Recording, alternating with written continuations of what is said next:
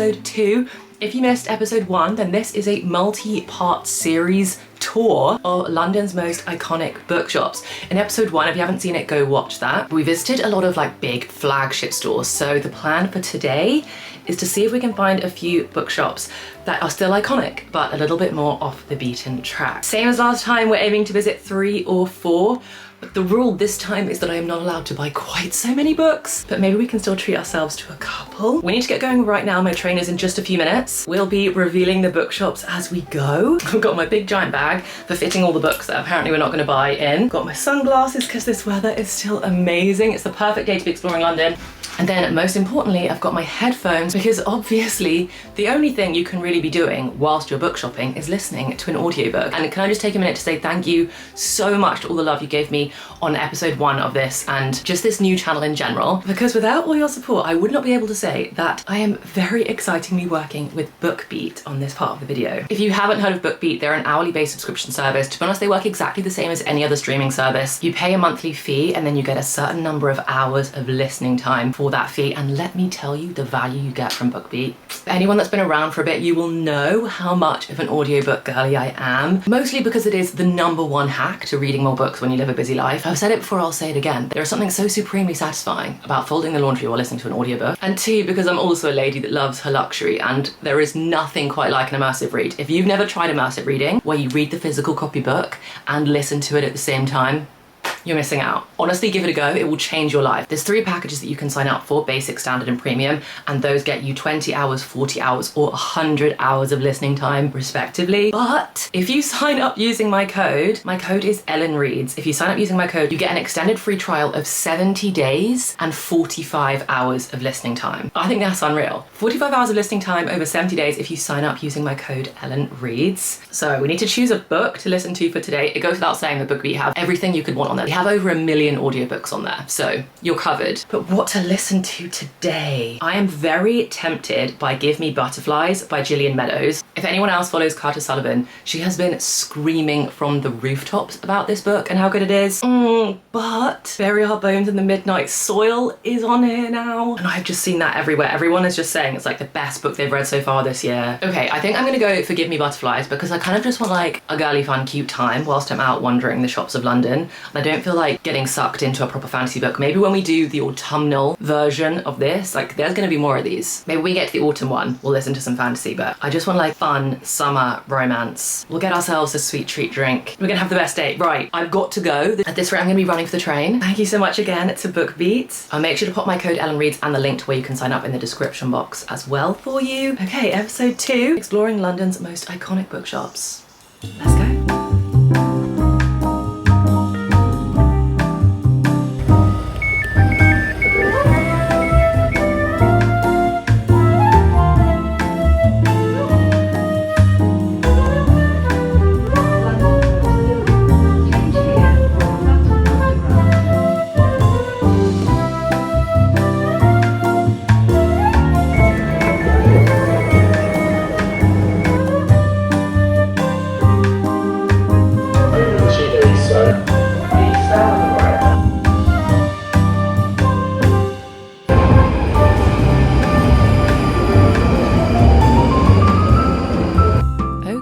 Stop number 1 is located pretty much smack bang between Fitzrovia and Holborn. So you want to head to Tottenham Court Road tube station, and then it's a very short walk from there. If you're coming from Waterloo, that's just a couple of stops on the Northern Line. And here we go, the first independent shop on our tour, the London Review Bookshop. Let's explore.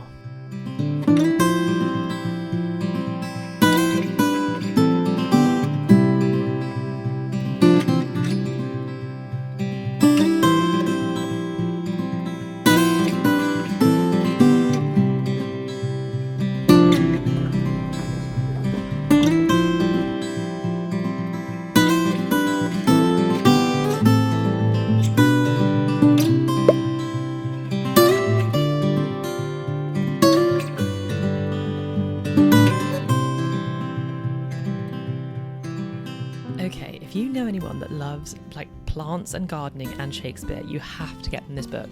First of all, it's beautiful, such a stunning coffee table book, but it's basically a book filled with plants and flowers and vegetables and a corresponding quote from where that vegetable or plant was referenced in Shakespeare's body of work. So cute and kind of funny as well, because I mean Shakespeare was very funny. Anyway, after London Review Bookshop, you walk past the British Museum, which is basically right next door if you wanted to include that in your day out, through Russell Square, which is always just so pretty, and then we get to our next independent bookshop of the tour, Scoob Books.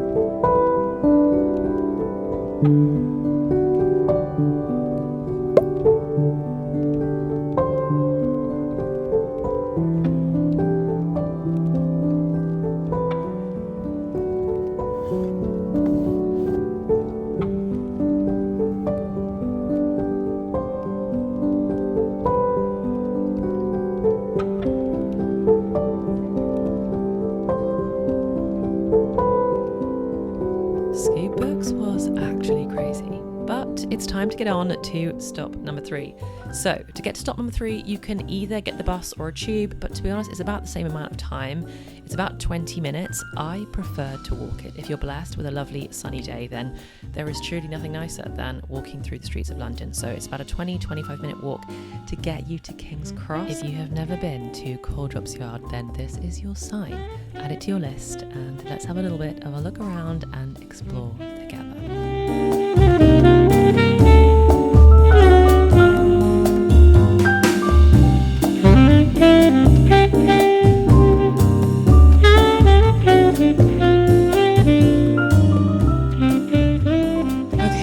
We are officially 2 bookshops down.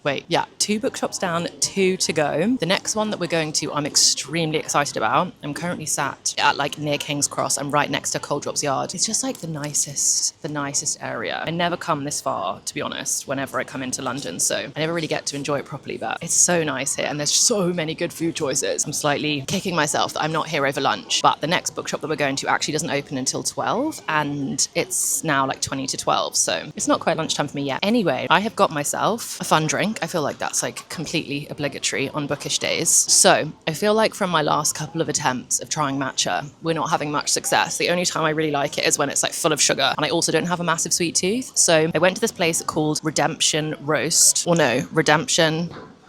Whoops, you fell over. Redemption Roasters, and this is a peach iced tea spritz. Sounds delicious, sounds very refreshing. It's super humid today. It's so cute, all the little children though playing amongst the fountains and amongst the springs. They all keep popping up at random times and they're just having so much fun. And everyone, all the little children are in swimsuits and stuff. So I'm guessing it's parents that are from the local area that bring the children and their swimsuits because they know how much fun it is. Anyway, let's try the peach tea ice spritz. Oh, wow, that's really nice. Yeah, oh my gosh. Cameron's and Bank, he's so far away. I need to be able to take him. This is his dream. This is his dream drink. Ooh, I think it's maybe fizzy lemonade, but with a peach puree. Sorry, the angle of me keeps moving.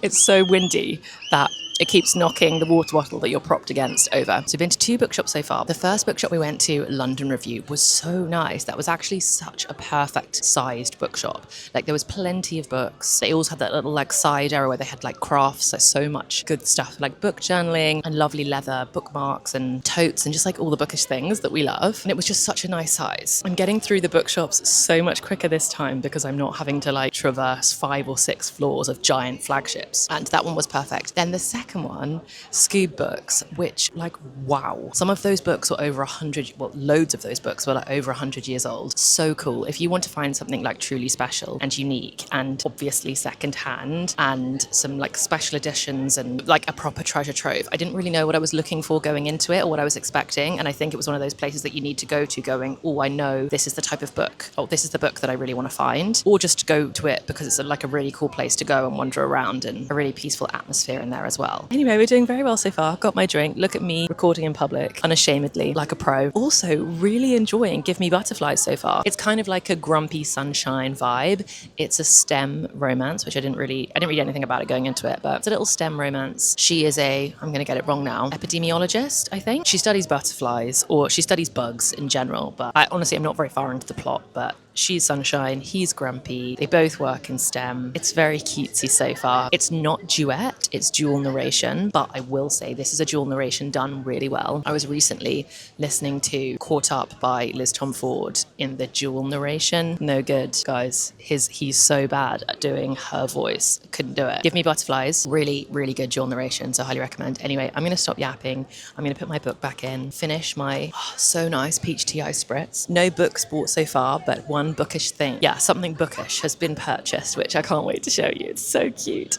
But no actual books, which is good. I really don't want to buy books on this trip if I can help myself. This is a enjoy London and explore, not break the bank account kind of a day. Right, okay, I'm going to be quiet now. This is just the nicest place ever to sit. I feel like episode 2 of this is giving us so many recommendations for bookshop and a really nice place to get a drink or get a treat or get lunch or breakfast or whatever. There's been great coffee shops or locations to chill outside of every single one of these bookshops so far. So that's a massive win. Right, okay, I'm going to be quiet now and I'll see you in the next bookshop.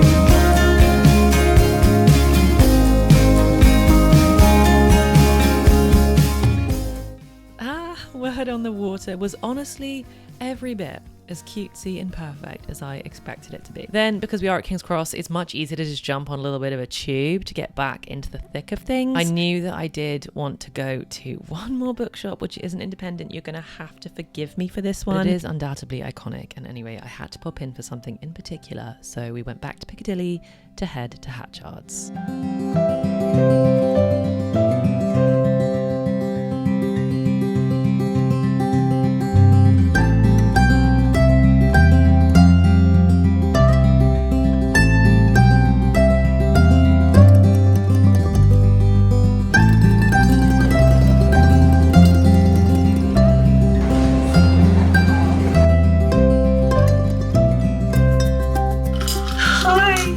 It's the next day, and yesterday was basically my perfect day. So let's do a little bit of a summary recap, and I'm also going to give you a little bit of a haul of the things that I did buy. So to summarize, we went to 3 independent bookshops yesterday and 1 non-independent bookshop. I'll explain why I actually went to Hatchards. But to start off with, we went to 3 independent bookshops. The first one, London Review Bookshop, it actually had its own cafe. It housed a lot of literary fiction, essays, quite a lot of global literature as well.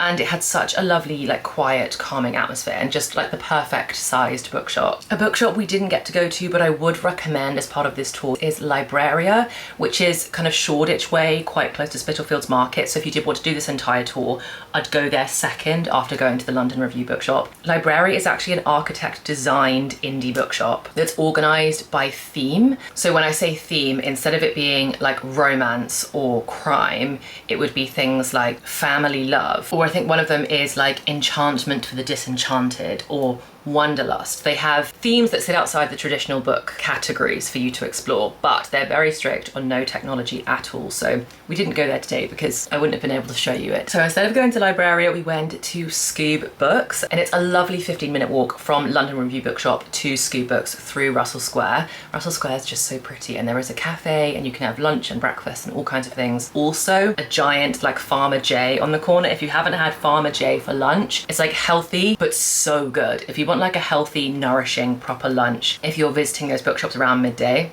there's a Farmer J right there, and you could actually pick up a Farmer J lunch and then take it into Russell Square and sit on the grass or one of the benches and just look at the fountains and listen to the birds before you move on to Scoob Books. But if I'm honest, my recommendation for this tour is to start early in the morning, visit London Review, maybe get a little coffee at the cafe in Russell Square, and then move on to Scoob Books. Scoob was so cool. As you saw, it's a kind of an underground basement, and it really is like a treasure hunt bookshop.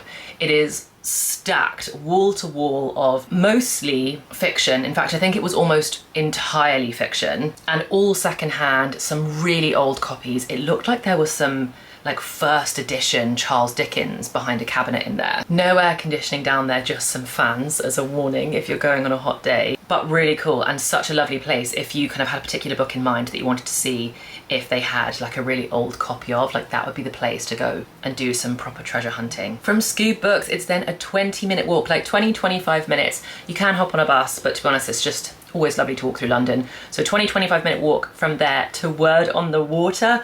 Word on the Water has been on my list to visit for so long, and I'm so glad I went. Firstly, Coal Drops Yard. This is why I would try and plan to have like lunch at the third stop of the day, because Coal Drops Yard, I have been before, but because it's kind of, I don't know if it really counts. I don't know if King's Cross area counts as North London, but it's heading further, it's a lot further north than where I live anyway. So I just never really go that far. But Coal Drops Yard, that whole area is such a lovely space. I know I chatted to you whilst I was there. So many good food options. So many independent stalls and like artisanal bakeries, and the fountains are there, and there's some lovely like proper restaurants around the outside. There's also like proper shopping there if you wanted to visit kind of more chain stores, like there's an And Other Stories, there's a Space NK, there's a Nike store, there's like all the big stuff as well, but it's all done really nicely and everything feels so clean. Like, so, especially because you walk through like very, very busy and not very clean or especially nice King's Cross, St Pancras, like that huge station.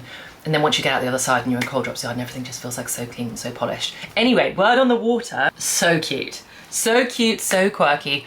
I will say it's not really the spot for like buying books. I think it's such a fun place to go and see, but it was very touristy. I mean, I arrived at 12 on the dot when it opened, and there was already a bunch of people there also waiting to go in. And I mean, everyone is just taking pictures. Basically everyone, it felt like there was a lot of tourists there all going to take pictures because it is so pretty. Actually, the book collection inside was really good. If you want to go somewhere really sweet to have like a relatively small collection of books, but with some, there were a lot of new releases. I think like I saw Onyx Storm in there. There was like a tiny children's section out the back where they had a couple of like iconic London children's books like Paddington Bear and The Very Hungry Caterpillar, and there was a couple of beautiful editions of like, there was a lovely Wuthering Heights edition that I saw.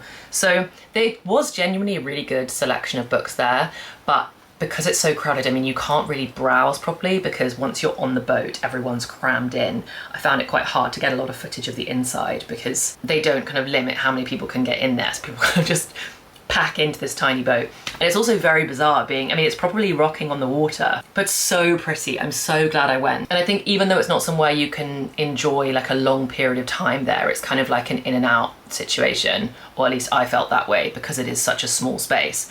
Because Coal Drops Yard is such a beautiful place to go and to have lunch, they've also got the outdoor Everyman cinema there as well. then that is just a lovely spot to go and visit in London. So I did all of those 3, and then I did go back to Hatchards. Now, Hatchards isn't an independent, as we know, but it is the oldest bookshop in London, and they are the booksellers to the royal household. So I did cover Hatchards in episode 1 of this series, but the reason I went back is because when I was there last time, Hatchards has such a wonderful children's section. And one of my best friends, her baby's first birthday is this weekend, so I really wanted to get her something special, particularly something bookish and special, because I'm bookish, I love books. I just think it's a lovely thing to get for a first birthday.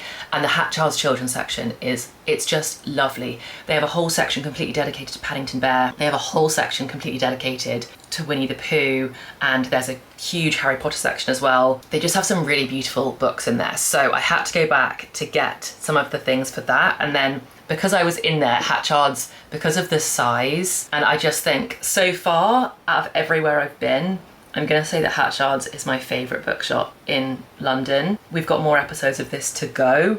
I need to do a West London one. I still need to do a proper East London one as well. So we still have more of London to explore, but I do feel like Hatchards holds a pretty special place in my heart so far. Anyway, I will put links to all of the places I visited down below. I'll also put links to my recommended like coffee shop, lunch spot, like pit stops along your route in case you want to do the same day as me. I'll pop that in the description box below as well. For now, let's do a little bit of a haul of the books that I got. The Hatchards bag is also stunning. Okay, so starting off with things that are currently wrapped, but I am going to show you what's in them. Hatchards have a lovely range of gift wrapping that they do, and this is the gift wrapping that you get for free on any book that you buy. But I just wanted to show you how pretty the gift wrapping was.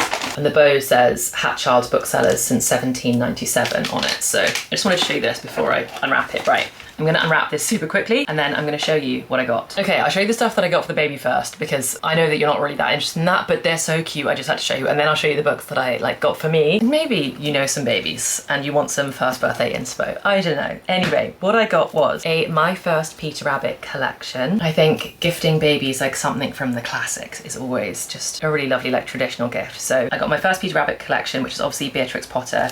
And in here we have The Tale of Mr. Todd, The Tale of the Flopsy Bunnies. I loved the Flopsy Bunnies when I was little. The Tale of Benjamin Bunny and The Tale of Peter Rabbit. I do wish that we had Jemima Puddle Duck in here. We don't, but instead, in here I'm not going to bother unwrapping this because it's not a book, but it's a little Jemima Puddle Duck pull along toy. And then these are more just a keepsake gift. And I'm going to take the plastic off here as well and pull out The Tale of Peter Rabbit, and I'm going to write a little message to her in the front. Just something sentimental about the joy of a good story and what an honour it is to be part of her story from the very beginning. So that's that. And then I also got her, because it was just one of my favourite books when I was younger. She might be a tiny bit too young for this, but I think any book that a parent reads to their child to get them to sleep that has good entertainment value for the parent as well is a winner. Did anybody read? Did anybody else? Does anyone else remember this book? Harry McClary. Harry McClary is honestly the best thing ever. It's basically about a dog that gets up to mischief and runs into other animals who also get up to mischief with him, but they all rhyme. There's a dog that's as big as a horse called Hercules Morse as big as a horse. Muffin McClay like a bundle of hay. Bottomley Pot's covered in spots. And there's Scarface Claw, who's the cat. Anyway, it's just the sweetest book and it all rhymes. And I remember when I was little finding the rhymes so satisfying. So I got a bedtime book, Peter Rabbit, and then a little toy for Libby to play with. Anyway, you're less interested in that, I know. And then for myself, I was very well behaved and I just bought 2 books. That was it, just 2. The first book that I bought was Wuthering Heights by Emily Bronte, of course. I am personally collecting these editions, these covers of the classics, and I slowly want to collect all of the classics that I've read. I mean, it'd probably be a good idea for me to collect some of the classics I haven't read and actually read them. But there are some books that I would just love to reread, and as if I've just opened it right to where my name is. If you can see that, but it says, "It's your fault, Ellen." Anyway, I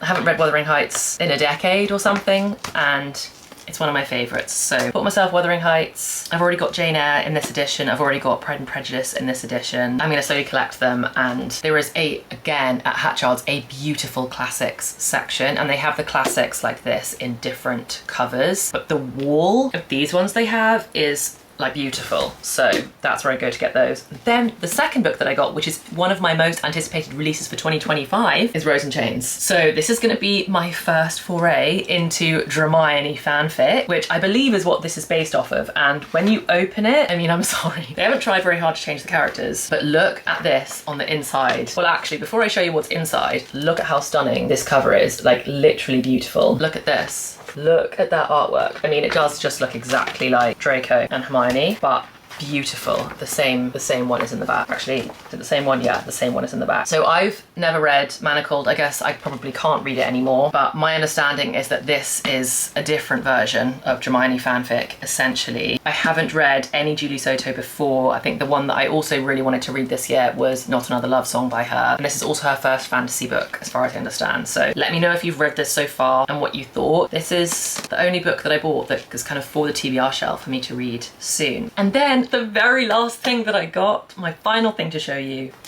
is a little something from one of the little stalls in Coldrop's yard. There was a girl there that had a crochet stall and she crochets everything by hand. I don't know how she does it. It must take her so long. I would love to get into crocheting, to be honest. Like, it really does just go hand in hand with bookish living so well, I think. Like listening to an audiobook whilst you crochet. Sounds so good. The final thing that I got was something for the shelves because I felt like they deserved a little something. And here it is. Look, it's so pretty. The fact that like the soil is a different color to the pot and the leaves and the 3 little pink flowers. Anyway, so now I have my spring summer decorated shelves because I've got so much good stuff for the winter Christmassy time, but for the spring summer I didn't have anything. I've got my little yellow one, which I got from the garden centre, and now we have the little pink one as well. They're so sweet. We have a proper little garden growing on my bookshelves. Maybe we'll pop her right there for now. I'm now nearly 30% of the way through Give Me Butterflies. I know that's not loads to give you a full review of a book, but I can definitely say that I would recommend it already. It's so cute, but like a little bit steamy, but very like heartwarming. It's giving Ali Hazelwood vibes. To me, it's giving me like Check and Mate Ali Hazelwood, but like an adult version. It's cutesy. I'm really enjoying it. Apart from that, thank you so much for watching. I hope you've enjoyed this. I am loving this series. I'm having the best time filming these videos. Let me know if you want to see more of them. Let me know if there's a particular area of London you want me to do next, or if there's a particular bookshop you want me to do next, and I'll bump it up the priority list. Otherwise, I hope you're in the middle of such a lovely book, and I cannot wait to see you in the next one. Bye guys.